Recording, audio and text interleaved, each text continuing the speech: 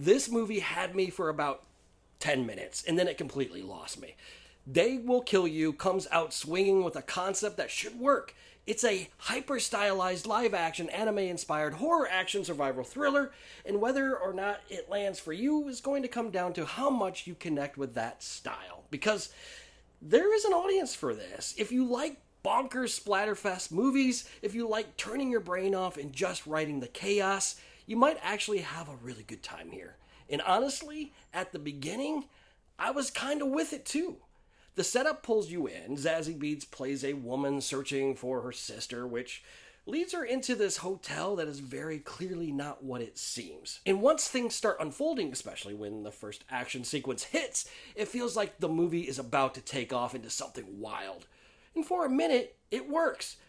But then it doesn't. It settles into one rhythm and it never really changes from there. And that's where I started to realizing I've seen this already. I literally just saw this last week with Ready or Not, Here I Come. Same kind of setup, same survival, same chaos. The difference is that that one actually builds.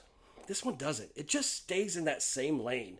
The film leans hard into this anime-inspired comic book style. The camera is constantly moving, whipping through space, trying to create energy in every single moment. And sometimes you can see what it's going for. It wants you inside something heightened, something chaotic, something aggressive. But here's the problem.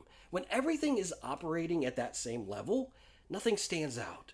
The moment doesn't always land. The rhythm never evolves. And instead of building tension, it just maintains the same energy over and over. And after a while, that starts working against it because now you're not leaning into it anymore. You're just waiting for it to change. That also affects the performances. You've got a cast here with Zazie Beetz, Patricia Arquette, Heather Graham, Tom Felton. There's a lot of talent on screen, but the film doesn't give them room to do much beyond moving from one sequence to the next. The characters don't deepen. They don't evolve. They just exist inside the same cycle. By the time the second act hits, it becomes really clear what the movie's doing. And more importantly, what it's not doing. It's not escalating. It's not surprising you. It's not shifting its approach. It just keeps pushing forward in the exact same way. And for me, that's where it got old, because this is the kind of concept that could have gone further. If you're going to go this big, go all in. If you want to lean into hyper-stylized energy, push it.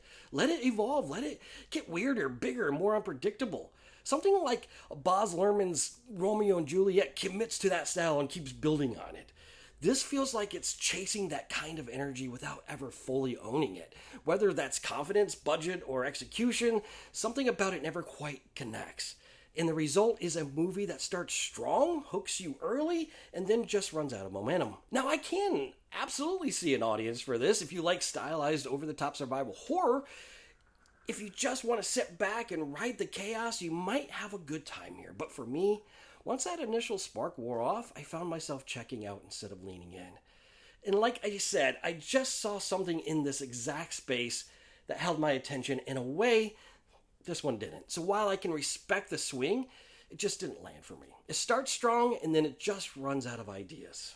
I appreciate you going on this film journey with me, and as always, be real.